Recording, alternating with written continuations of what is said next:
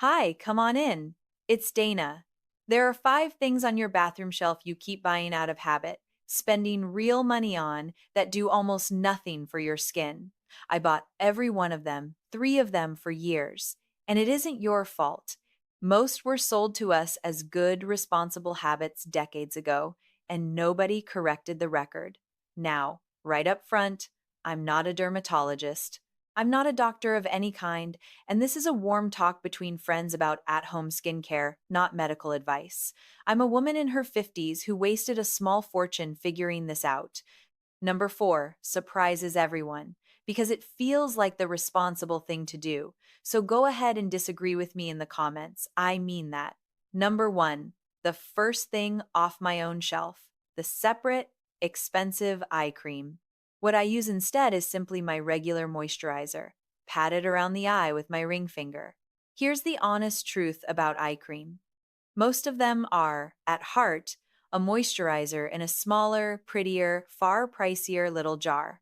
The one I used to buy ran about $60 for half an ounce. My gentle face moisturizer costs around 15, and the delicate skin under your eyes drinks it up just the same. Why the ring finger? Because it's your weakest finger, it can't press hard even when you want it to, and that thin skin around the eye wants the lightest touch you've got. Now, I won't lie to you, because honesty is the whole point of this channel. A few eye creams do have a little caffeine to depuff in the morning or a peptide, and if you have one you truly love, keep it. I'm not here to take your small joys. But you do not need a separate $40 to $90 product to care for the skin around your eyes. And here's the part the counter won't say. A lot of dark circles are just how the light falls on thinner skin, and the shadow of the bone underneath no cream on earth changes the shape of your own face. The kindest thing you can do for that whole area costs nothing extra. A dab of your moisturizer morning and night, your sunscreen over it by day, and a good pair of sunglasses so you're not squinting those fine lines in a little deeper every afternoon. For most of us, a good moisturizer and a soft touch does the same everyday job. That's one down. Here's my promise for the next 20 minutes so you know exactly what you're getting. All 5, each one paired with the cheaper, simpler thing I use instead. Real products, real prices, nothing hidden. Nobody paid me a penny for any of this. I bought all of it with my own money, and I will absolutely tell you the ones that let me down. Before we go one step further, drop the shame at the door. None of this is your fault, and you are not vain for wanting to feel good in your own skin. Grab a pen or just stay close to me. Because number 4 really is the one nobody expects. Your skin isn't the enemy, it just needs a kinder hand now. Let me give you the one idea that ties all 5 of these together, because once you see it, you can't unsee it. Older skin is not broken skin. It's thinner, it's drier, it's lost some of the cushion underneath, it's fine linen washed 1,000 times. Soft, a little sheer, precious, not torn cloth. And you don't scrub fine linen, or strip it, or spend $300 trying to make it new again. You handle it gently, you keep it soft, you protect it. My own arms went crepey at 53, and I was mortified. So believe me, I understand the wanting to fix it, the standing at the mirror bargaining with your own reflection. But almost everything the beauty counter sells you after 60 is built to make you feel like your skin is a problem to be solved. It isn't. What actually works is honestly a little boring, and I'll come back to it at the very end. Everything I'm about to tell you to put down is the industry's expensive noise piled on top of a few quiet things. Number 2, the collagen cream, the jar that promises to put the bounce and the firmness back. I wanted this one to be true so badly. Here's the honest science, in plain English. A collagen molecule is enormous, around 300,000, on the scale that matters, and your skin barrier only lets things smaller than about 500 slip through. So the collagen in that cream physically cannot travel down to where your own collagen lives and works. It sits on the surface. What it actually does is hold water on top and make your skin feel softer and look a little plumper for a few hours, which is genuinely pleasant and worth something. It just is not what the box is promising you. It cannot put lost collagen back. And before someone writes to me, yes, the The collagen you eat or drink in a powder is a different conversation, and the science there is still gently arguing with itself. I'm only talking about the cream you rub on, because that's the one on your shelf, and the cream cannot get there. Think of a well loved leather bag, you condition it. You keep it supple, but you are not growing new leather. What I use instead is a plain moisturizer with hyaluronic acid and ceramides, about $15 for that same soft, cushioned surface. And if you want to genuinely support your own collagen, the two things with real evidence behind them are an over the counter retinol start slow, a pea sized amount twice a week, and patch test it on your inner arm first, and quietly your sunscreen. Those two do more for firmness than any collagen jar ever will, and the prescription strength version of the retinol, if you ever want it, is a conversation for a dermatologist. That's real money saved, and we're only halfway. Number 3, and this one's for everyone who was raised to believe that a squeaky clean, tight face is a healthy face. The astringent toner, the stinging one in the old fashioned bottle that you splash on and feel it pull. My own mother swore by hers, and she was half right because her skin was oily at 20. Ours is not oily at 70. Back in our day, every magazine preached the same 3-step gospel: cleanse, tone, moisturize. The middle step was mostly there to sell you a third bottle. Here's what dermatologists will tell you now. Those alcohol and witch hazel astringents strip mature, drier skin of the very oils it's already running short on. That tight feeling you were taught to chase, that's not clean. That's your barrier being stripped bare. So what do I use instead? Honestly, nothing. I skip it. That's a free swap, and it's the whole spirit of this video. Sometimes the fix is doing less, not more. If you've splashed that toner on faithfully for 40 years and you love the ritual, then use an alcohol-free, hydrating one with glycerin in it, but you do not need it, and your skin will quietly thank you for the day off. Skincare has moved on, and you are allowed to move on with it. Your skin isn't the enemy, it just needs a kinder hand now. Let me stop you for a second because this next one is the one everybody gets backwards. Number 4, the gritty face scrub.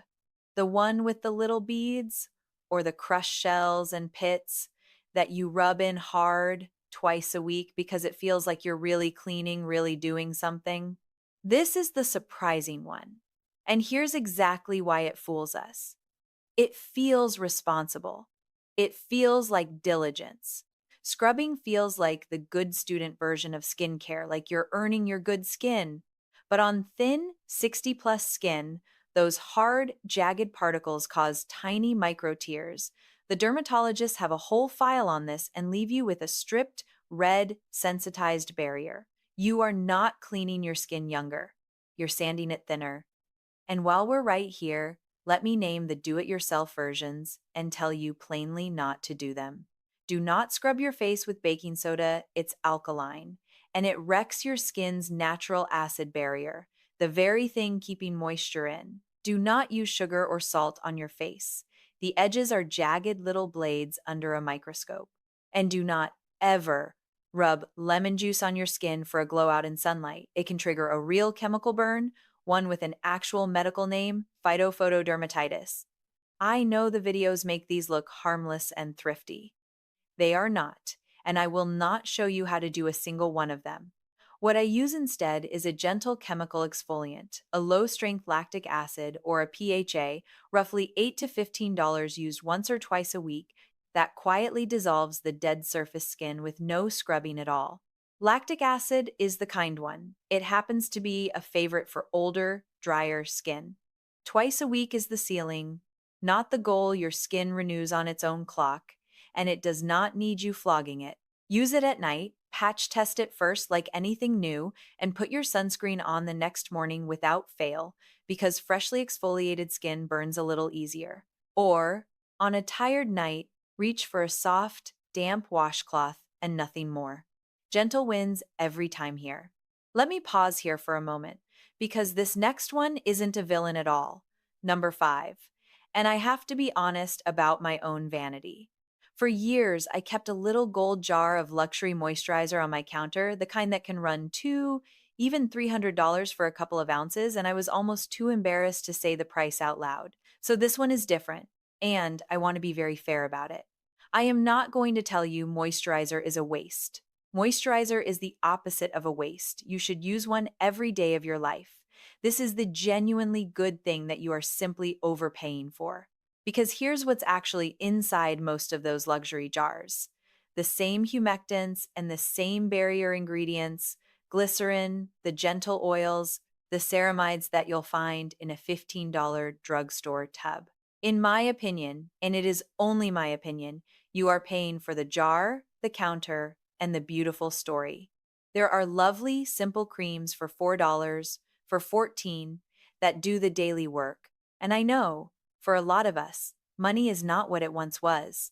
$180 you don't have to hand over for a jar is a tank of gas, a week of groceries, a little breathing room that is not nothing. What I use instead is a plain ceramide and hyaluronic moisturizer for around $15, and my skin has honestly never once known the difference. My wallet did. I ran the expensive version for years before I let myself believe the cheap one worked just as well. Well, mostly as well. Let me be precise, because I promised you honesty. The pricey one felt a touch more luxurious going on, and it smelled like money. It did not do one single thing more for my actual skin. If you want the one product that genuinely let me down over the years, it was a small brown bottle of vitamin C serum I paid far too much for that oxidized to the color of weak tea within a month, so I stopped chasing that one too. Can I tell you the thing that took me the longest to learn? More was never the answer. Nearly every time my skin looked worse, it was because I'd added something: a new acid, a new scrub, a fourth serum, not because I'd done too little. The best thing I ever did for my own face was take things away. Let me say a little more about that, because it was the most expensive lesson I ever learned, and I'd love to just hand it to you for free. Somewhere along the way, we were all sold the idea that a proper routine has 10 steps: a cleanser, then a toner, then an essence, then three different serums, then an eye cream, then a treatment, then a mask, layered on morning and night like frosting on a cake. And I tried it. I truly did. I stood at my sink 20 minutes a night, patting things on in the exact right order like I was diffusing a bomb. And here is what all those careful layers actually got me: a red, stinging, confused face and a bathroom drawer that wouldn't shut. Because every single one of those products is another chance to irritate thin, dry skin, and the more of them you stack up, the better the odds that two of them quietly quarrel with each other right there on your cheek in the night.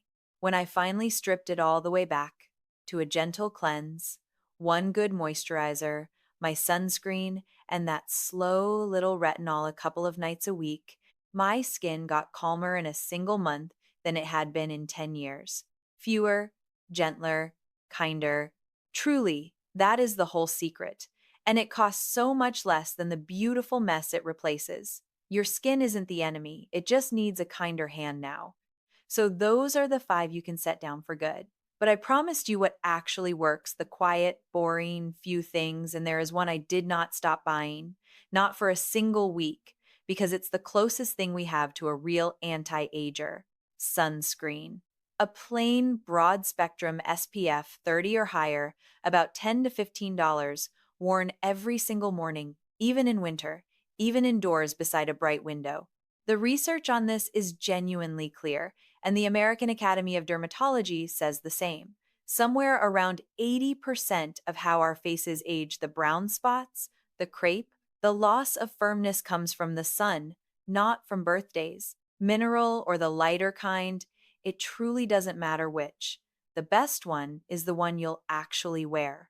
Think of it like a bank account. The sun was a debt quietly running up interest for decades, and it comes due on the backs of your hands and along your jaw in your 60s. Sunscreen is you finally paying it down. And yes, even if your skin is deep and rarely burns, those aging rays still reach every one of us.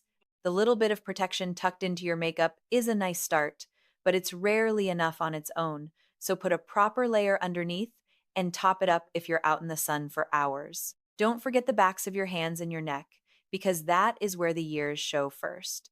And here's something I dearly wish someone had taken me by the shoulders and told me at 50. So let me be that friend for you right now. We stand at the mirror fussing over our faces, and all the while we forget the three places that actually give our age away first: the neck, the chest, and the backs of the hands.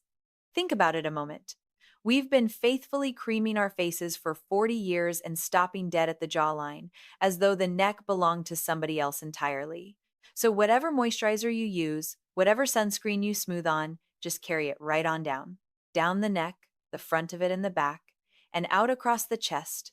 That soft open patch that shows above every summer blouse and catches the sun through the windshield every time you drive to town.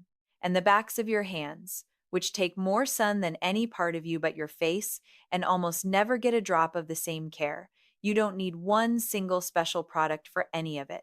You only need to remember it's there. Cream carried down to the collarbone, a little sunscreen on the hands before you drive, and you've done more real good than any firming gadget in the whole catalog.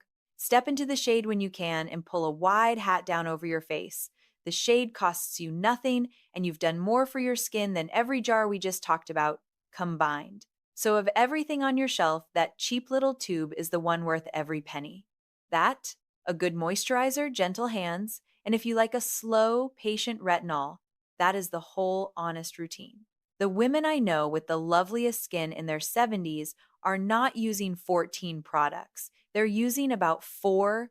Everything else is the industry's noise. And while we're on the subject of the quiet, boring, unglamorous things that actually work, a few of them don't come in a jar at all, and every one of them is free. Wash with lukewarm water, not hot. I know a good hot face washing feels like heaven on a cold winter morning, but hot water strips away the very oils we're already so short on, and you step back from the sink tighter and drier than when you started. Pat your face dry, never rub it. Treat it like the fine linen it is. Sleep does more for how your skin looks by morning than most anything you can buy, and I'll not pretend that's easy at our age, but it's worth the protecting. Drink your water when it crosses your mind. And if you still smoke, I'm not going to lecture you. You've surely heard every word of it already. I'll only say quietly, as a friend and not a scold, that nothing in any bottle on earth can outrun what it does to skin. None of that is medical advice, mind you, and I'm still not a doctor. It's just the plain, no money in it, nobody gets rich off it truth that the beauty counter will never once put on a poster because there's simply nothing there for them to sell you. And it works better than the poster ever did. And one more thing, because I mean it every single time, whether you're watching for yourself or for your mother. I'm not a doctor, and I never will be. So if you have a spot on your skin that's changing in size, color, or shape, or itching, or bleeding, that is not a job for me or for any video on the internet. That is a dermatologist, and I want you to go. Please. I'll be right here when you get back. Let me give you the whole thing in one clean pass, so you can take a picture of this screen and keep it in your pocket.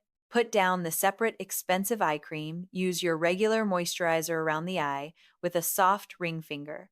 Put down the collagen cream, use a hyaluronic and ceramide moisturizer for the softness, and a slow retinol if you want to truly support your skin. Put down the stinging astringent toner, skip it entirely, or switch to a gentle alcohol-free one. Put down the gritty scrub, move to a low-strength lactic acid or a PHA once or twice a week, and never baking soda, sugar, or lemon. And put down the $300 luxury cream, a $15 ceramide moisturizer, does the very same daily work. Keep only the quiet ones: sunscreen, moisturizer, gentle hands, patience. Take the picture. And if you're watching this for your mother, send it along to her too. That right there is your money back in your purse. Can I get just a little tender with you before we finish? Because this was never really about the products at all. Somewhere in our 60s and our 70s, a great many of us started avoiding the mirror or only ever looking into it to hunt for what's gone wrong, leaning in close under that awful bright bathroom bulb, searching out every fault. I did it for years and years, and I want to gently ask you to stop. That harsh light overhead isn't even telling you the truth of it. It throws every shadow straight down and makes every last one of us look tired and hollow. Nobody who loves you ever sees you in that light. They see you across a kitchen table, in the soft light from a window, laughing at something somebody said, and you look absolutely wonderful there because you look like you. So soften the light you go and judge yourself in. Put a warmer, kinder bulb by that mirror.